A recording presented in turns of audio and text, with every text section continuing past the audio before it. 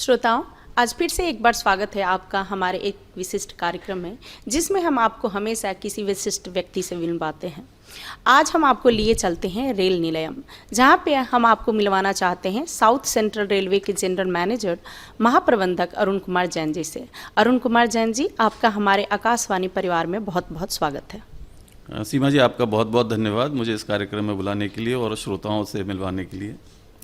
जब सवालों का सिलसिला हम शुरू कर ही रहे हैं, तो क्यों ना आपके व्यक्तिगत जीवन से ही कुछ सवाल किए जाए। तो जैसा कि हम जानते हैं, आपका चयन जो है वो इंडियन इंजीनियरिंग सर्विसेज के द्वारा 1986 में आप चयनित किए गए।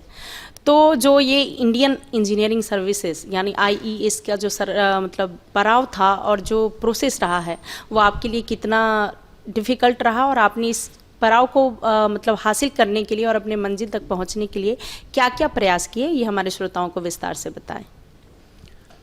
जो संघर्ष मैंने किया वो सिर्फ मेरा ही नहीं, उस जमाने में जो भी लोग थे, हमारे साथी थे, सभी का संघर्ष लगभग एक सा ही था।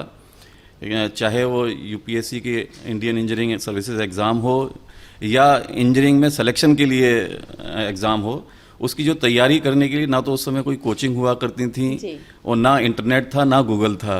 सारी पढ़ाई करने के लिए आपके पास सिर्फ एक ही माध्यम था, वो थी बुक्स। आपको बुक से पढ़ना है या आपको टीचर से कुछ कंसल्ट करना है से कर सकते हैं, या हम आपस में एक दूसरे के साथ में कंसल्ट करते थे। तो संघर्ष तो नहीं कहूँगा ऐसे में, पर हाँ, हमारे पास में लिमिटेड साधन थे जिसके थ्रू हम तैयारी करते थे। मैं एक सलाह ज़रूर देना चाहूँगा अपने श्रोताओं को कि कोई भी परीक्षा की तैयारी, चाहे वो इंजीनियरिंग का सिलेक्शन हो, चाहे UPSC की इंजीनियरिंग सर्विसेज हो, उसकी तैयारी एक दिन में नहीं होती है या एक महीने में नहीं होती है। उसके लिए आपको लगातार तैयारी करनी होती है। जैसे मैं बताना चाहूँगा कि मेरे इंजीनियरिंग के समय में 4 साल के पीरियड में रोज़ाना जो है उसकी तैयारी करनी पड़ती है। आपको जो भी सब्जेक्ट आपको कॉलेज में पढ़ाया जा रहा है उसको आप वहीं पर समझने की कोशिश कीजिए। अगर नहीं समझ में आता है तो आप टीचर से पूछिए या लाइब्रेरी में जाकर के आप बुक्स में देखिए या अपने जो आपके साथी हैं उनसे करिए, उसको उसी दिन ख़त्म कर दीजिए। उसको अगर आप कैरी करते रहेंगे तो फिर आपके पास आपके लिए एग्ज़ाम के टाइम में बहुत बड़ा बोझ हो जाएगा, जिसको कि आप नहीं कर पाएंगे। तो सफलता की कुंजी यही है कि जो जिस दिन पढ़ाया जा रहा है आप उसको उसी तरह से समझिए। और वैसे भी इंजीनियरिंग सब्जेक्ट जो है कोई याद करने का सब्जेक्ट नहीं है, ये है सब्जेक्ट है एक समझने का, लॉजिकल होता है। तो एक बार आपके समझ में आ जाएगा तो वो हमेशा के लिए रहता है। तो आप समय पर तैयारी करते रहें, बजाय इसके कि एग्ज़ाम के समय पर आप पूरा बोझ लेकर के एक साथ तैयारी करें। तो मेरे हिसाब से सफलता की कुंजी तो यही है, यानी निरंतर प्रयास और अभ्यास। बिल्कुल बिल्कुल जी। जैसा कि मतलब एज एन इंजीनियर आपका जो मतलब एक्सपीरियंस रहा है और जो साइंस और टेक्नोलॉजी का जो कंट्रीब्यूशन है मतलब रेलवे के जोन में, वो क्या है और इसका आपका अनुभव कैसा रहा है? देखिए कि जैसा कि आप जानते हैं कि रेलवे एक इंजीनियरिंग या टेक्नोलॉजी इंटेंसिव ऑर्गेनाइजेशन है। मतलब इसमें टेक्नोलॉजी का बहुत ही ज़्यादा इस्तेमाल होता है। आपने देखा होगा, चाहे आपका ट्रैक हो, चाहे ब्रिजेज़ हों, कितने बड़े बड़े ब्रिजेज़, टनल्स बनाते हैं, कोचेज़, तरह तरह के कोचेज़ हैं, इलेक्ट्रिक और कई तरह के लोकोमोटिव्स हैं, सिग्नलिंग सिस्टम हैं। इनको मेंटेनेंस करने का तरीका, इनको मैनेज करने का तरीका, ऑपरेशंस का तरीका, हर चीज़ में टेक्नोलॉजी और साइंस का इस्तेमाल होता है। तो एज एन इंजीनियर आपके पास में बहुत कुछ होता है करने के लिए। अब जैसे मैं बताऊं आपको कि जो पहले कोचेज़ होते थे, आपने शायद देखी भी ना हो कुछ लोगों ने, कि जैसे लकड़ी के होते थे, वुडन के कोचेज़ होते थे, फिर स्टील के कोचेज़ आए। अभी LHB टेक्नोलॉजी आ गई है जिसमें कि आपको सफ़र करने में काफ़ी आरामदेह रहता है और सुरक्षित भी है। इसी तरह से अगर आप देखेंगे कि सिग्नलिंग में पहले मैकेनिकल सिग्नलिंग होती थी, फिर उसके बाद में इलेक्ट्रिकल सिग्नलिंग आई, अभी इलेक्ट्रॉनिक सिग्नलिंग आ गई है, ऑटोमेटिक सिग्नलिंग है। कवच एक सिस्टम है जिसका नाम आप लोगों ने माननीय रेल मंत्री के से कई बार सुना होगा कि ये भारत में ही विकसित ये प्रणाली है जो कि 2 ट्रेनों में टक्कर को रोकने के लिए काम आती है। इसका विकास भारत में ही हुआ है और श्रोताओं को जान करके खुशी होगी और मुझे गर्व होता है ये बताते हुए कि इस प्रणाली को सबसे पहले दक्षिण मध्य रेलवे में ही लगाया गया और अभी इस समय तक भी सिर्फ दक्षिण मध्य रेलवे में है। इसके अलावा किसी और रेलवे जोन में ये प्रणाली नहीं है, हालांकि काम चल रहा है। तो इस बात का मुझे गर्व होता है कि हमारे दक्षिण मध्य रेलवे पर एक ऐसी प्रणाली है जो कि बाहर की प्रणालियों से बेहतर है और भारत में ही विकास हुआ है इसका। मैंने आरडीएसओ में काम किया। आरडीएसओ एक रेलवे की रिसर्च ऑर्गेनाइजेशन है जिसमें मैंने काम किया है। तो वहाँ पर रह कर के एज इंजीनियर काफ़ी कंट्रीब्यूशन करने को मिला। मैं क्योंकि सिग्नलिंग विभाग से आता हूँ तो मैंने सिग्नलिंग के ही इक्विपमेंट्स डेवलप करने में काम किया। तो उसमें कवच भी एक आइटम था। इसके अतिरिक्त एक्सेल काउंटर्स हैं और कई डिजिटल चीज़ों का वहाँ पर विकास किया। तो एक इंजीनियर के लिए रेलवे एक इस तरह की ऑर्गेनाइजेशन है कि उसमें उसकी सारी विधाएं जो इंजीनियरिंग की होती हैं उनका पूरा इस्तेमाल होता है। जी जी जी, यानी कवच जैसा कि नाम है वैसा ही इसका काम है, यानी सुरक्षा प्रदान करना।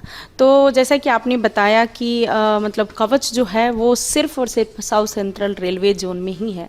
तो इसकी क्या कोई मतलब कोई विशिष्ट वजह है जिसकी वजह से ये किसी और जोन में लगा कि इसका प्रयोग नहीं किया गया?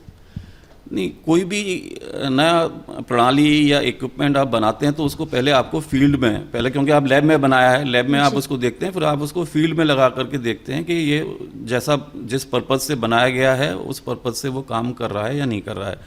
तो किसी एक जोन को सेलेक्ट करना था और ये हमारे सौभाग्य की बात है कि साउथ सेंट्रल रेलवे को इसके लिए सेलेक्ट किया गया और यहाँ पहले करीब 250 किलोमीटर सेक्शन में लगाया गया और उसके बाद में 1200 किलोमीटर में और लगाया गया, जिससे कि इसमें जो भी कमियां हैं सिस्टम की वो सामने आ सकें और उनमें हम सुधार कर सकें। अब ये पूरी तरह से परिपक्व हो गया है जैसा कह सकते हैं और अब ये दूसरी रेलवेज में भी, दूसरे जोन्स में भी अब लगाया जा रहा है, यानी रेडी टू यूज। जी हाँ। जी, अच्छा, रेलवे जो है वो हमारे समाज में एक बहुत बड़ा रोल प्रदान करता है। ऐसा कहा जाता है जब रेल रुक जाती है तो शायद सारा भारत ही रुक जाता है।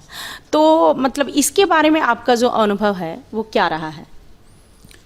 जैसा आपने स्वयं ही कहा कि रेलवे जो है देश की जीवन रेखा है। जब तक रेलवे चल रही है तब तक देश चल रहा है और इसका प्रगति में, देश की प्रगति में बहुत बड़ा योगदान भी है। ये इसको आप ये मत मान के चलिए कि ये एक यातायात का माध्यम है। किफ़ायती यातायात तो है ही, सिर्फ एक माध्यम ही नहीं है बल्कि ये पर्यावरण को भी संरक्षित रखता है। जैसे कि आप देख रहे होंगे कि देश में लगभग 80 से 85% हमारी लाइंस जो है इलेक्ट्रीफाइड हो गई हैं।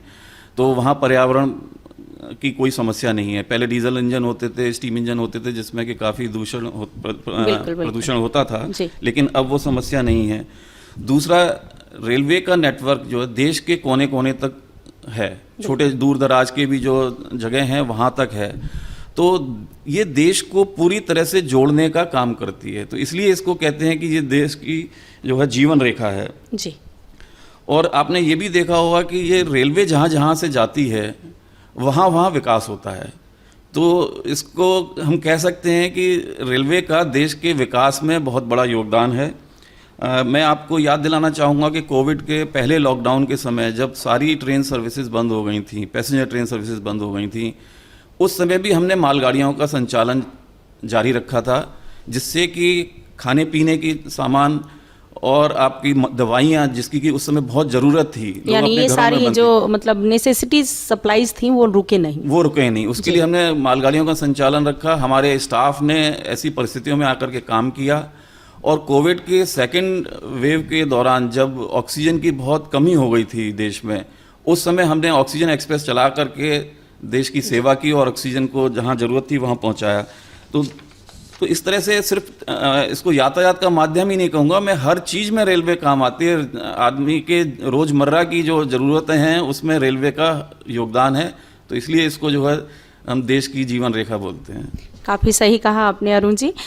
ये बिल्कुल ही सही है। मतलब डेली एक्टिविटीज़ जो हमारी रोज़मर्रा की ज़िंदगी से लेकर इमरजेंसी की सिचुएशन तक रेलवे ने अपना सफलतापूर्वक योगदान दिया है। और जैसा कि हमने देखा है, जब भी ऐसा कोई मौका आया है, रेलवे कभी इससे पिछड़ा नहीं है। तो हम अपनी बातचीत के सिलसिला को आगे बढ़ाते हुए आपसे ये जानना चाहेंगे कि जो इस बार का रेलवे बजट है, उस बजट में भी हमारे रेल मंत्री के द्वारा साउथ सेंट्रल रेलवे के लिए बजट की जो संख्या है वो बढ़ाई गई है। तो इस सिलसिले में और मतलब आपकी अपने महाप्रबंधक की स्थिति को जानते हुए और देखते हुए हम ये जानना चाहेंगे कि क्या ऐसी फैसिलिटीज़ और सुविधाएं जो हैं वो अभी दिए जा रहे हैं हमारे यात्रियों को और आगे चल के दिए जाने वाले हैं, जो भविष्य की आपकी योजनाएं हैं? यात्रियों को सुविधाओं की अगर बात करें तो साउथ सेंट्रल रेलवे सबसे आगे बढ़कर काम करती है और बहुत सुविधाएं दी गई हैं। मैं उसमें से कुछ महत्वपूर्ण सुविधाएं मैं उनको उल्लेख करना चाहूँगा कि जैसे आपने देखा होगा कि बड़े और मीडियम साइज़ की जो स्टेशन है हमारे, उन सब में लिफ्ट की, एस्केलेटर की व्यवस्था की गई जो कि पहले नहीं हुआ करती थी, जिससे कि हमारे जो बुजुर्ग लोग हैं, बीमार हैं, महिलाएं हैं, बच्चे हैं, वो इस सुविधा का लाभ उठा सकें और एक प्लेटफॉर्म से दूसरे प्लेटफॉर्म पर जा सकें। फिर आपने देखा होगा काफ़ी ट्रेन्स हमारी LHB में कन्वर्ट हो गई होंगी। LHB शब्द का आपने नाम सुना होगा। तो उससे उसमें सुविधाएं ज़्यादा हैं कोच में, और साथ ही साथ उसमें जो राइडिंग क्वालिटी है उसकी वो बहुत अच्छी है, यानी कि आपको बड़ा आरामदेह रहता है जी। और वो सुरक्षित भी हैं वो कोचेज़। फिर आपने देखा होगा कि हम डिजिटलाइजेशन की तरफ भी काफ़ी बढ़ रहे हैं। आप स्टेशंस पे पेमेंट जो है मोबाइल के थ्रू कर सकते हैं, आपको कैश लेके चलने की ज़रूरत नहीं है। फिर टिकटिंग में भी जो इसके लिए आपको अनरिजर्व टिकट खरीदने के लिए लाइन लगानी पड़ती थी बुकिंग विंडो पे, उसके लिए भी हमने सॉल्यूशन निकाला है। हमारी ATVM मशीन्स हैं जिससे कि आप टच स्क्रीन है, आप खुद स्वयं ही जो है उससे टिकट खरीद सकते हैं। इसके अतिरिक्त हमने UTS मोबाइल ऐप एक निकाला है जी, जिससे कि आप अपने मोबाइल से ही टिकट खरीद सकते हैं। आपको कहीं स्टेशन तक भी जाने की ज़रूरत नहीं है। आप जब घर से स्टेशन के लिए जा रहे हैं, रास्ते से आप टिकट खरीद सकते हैं। आपको टिकट खिड़की पे भीड़ की कोई चिंता करने की ज़रूरत नहीं है। इसके अलावा हम वाईफाई, आपने सुना होगा हर स्टेशन पर हमारे वाईफाई की सुविधा है कि अगर पैसेंजर वहाँ कुछ वेट कर रहे हैं, ट्रेन लेट है, तो वो अपना काम भी कर सकते हैं। कुछ नई ट्रेन जैसे चलाई हैं आपने, वंदे भारत देखा, वंदे भारत ट्रेन चली है। तो इस तरह की बहुत सारी सुविधाएं हम दे रहे हैं। और ये तो हुआ ट्रेन्स के और सुविधाओं के बारे में। इसके अलावा हम स्टेशंस का कायाकल्प भी कर रहे हैं। तो अभी हमारे 3 बड़े स्टेशंस जिनका कि हम कायाकल्प कर रहे हैं, जिनका कि काम शुरू हो चुका है, जैसे सिकंदराबाद है, नेल्लोर है, तिरुपति है, इनमें हम करीब 1400 करोड़ रुपए का निवेश कर रहे हैं। और ये स्टेशंस में इतनी सुविधाएं होंगी जैसे कि एयरपोर्ट पर होती हैं। आपको ऐसा लगेगा कि आप किसी विश्व के किसी डेवलप्ड कंट्री में आ गए हैं जी। इसमें बड़े बड़े एस्केलेटर्स, लिफ्ट्स होंगी, एयर लॉन्जेस होंगे जिसमें कि स्टॉल्स होंगी, रेस्टिंग फैसिलिटीज़ होंगी, पार्किंग होगी, बेसमेंट में पार्किंग होगी, ग्राउंड पे पार्किंग होगी। तो और इन स्टेशंस का कायाकल्प हम कर रहे हैं ये मानते हुए कि आज से 40-50 साल बाद क्या लोड होगा उस स्टेशन पर पैसेंजर्स का, उसको ध्यान में रखते हुए हम बना रहे हैं। इन 3 के अलावा सेकंड फेज़ में हमने 7 स्टेशन और लिए हैं जिनका कि प्रोसेस अभी शुरू हुआ है। और उसके बाद में एक अमृत भारत स्कीम है जिसमें कि स्टेशंस का डेवलपमेंट किया जाएगा। उसमें हमने 105 स्टेशन हमारी रेलवे के सेलेक्ट किए हैं। तो इस तरह से स्टेशनों के डेवलपमेंट का भी काफ़ी काम चल रहा है। ये तो हुआ पैसेंजर साइड में जी। हमारे कस्टमर वो भी हैं जो हमारे माल का लदान करते हैं, तो उसके लिए जो हमारे गुड शेड्स हैं या फ्रेट टर्मिनल्स हैं उनका भी विकास हम कर रहे हैं। तो हम अपने दोनों ही सेगमेंट्स, पैसेंजर्स और गुड्स वाले जो हैं, दोनों ही सेगमेंट्स के जो कस्टमर्स हैं उनको जो भी सुविधाएं हम दे सकते हैं उनको देने की पूरी कोशिश कर रहे हैं। अच्छा अरुण जी, आपने अभी बताया अपनी सुविधाओं के बारे में, तो उसमें आपने ये भी उल्लेख किया कि वाईफाई की सुविधाएं जो हैं वो स्टेशन पे दिए जा रहे हैं। तो एक आम जनता जो है वो अगर वेटिंग रूम में बैठी है तो वो उस वाईफाई की सुविधा का मतलब जो है वो फ़ायदा कैसे उठा सकती है? उनको उस वाईफाई से कनेक्ट करना है, उसमें उनको मोबाइल नंबर देना होगा। मोबाइल नंबर देंगे तो उस पर OTP आएगा, उस OTP को आप फीड करेंगे तो वो आप कनेक्ट हो जाएंगे उससे। अच्छा, ये बहुत ज़रूरी होता है जिससे, क्योंकि ये टेलीकॉम डिपार्टमेंट की मैंडेटरी कंडीशन है कि जो वाईफाई यूज़ कर रहा है उसके क्रेडेंशियल्स हमको मालूम होने चाहिए, उनके पास होने कोई एनोनिमस यूज़ नहीं कर सके जिससे। तो उनको मोबाइल नंबर फीड करना होता है, उसमें OTP आता है, OTP आप सबमिट कर देंगे तो वो आप कनेक्ट हो जाते हैं वाईफाई से। अच्छा, आपने अभी उल्लेख किया कि अमृत भारत योजना, इस अमृत भारत योजना के तहत रेलवे जो है वो उनका मतलब किस तरीके से डेवलपमेंट करना चाहती हैं? ये आधारभूत होगा या फिर मतलब डेवलपमेंटल होगा या फिर डिजिटलाइज्ड होगा?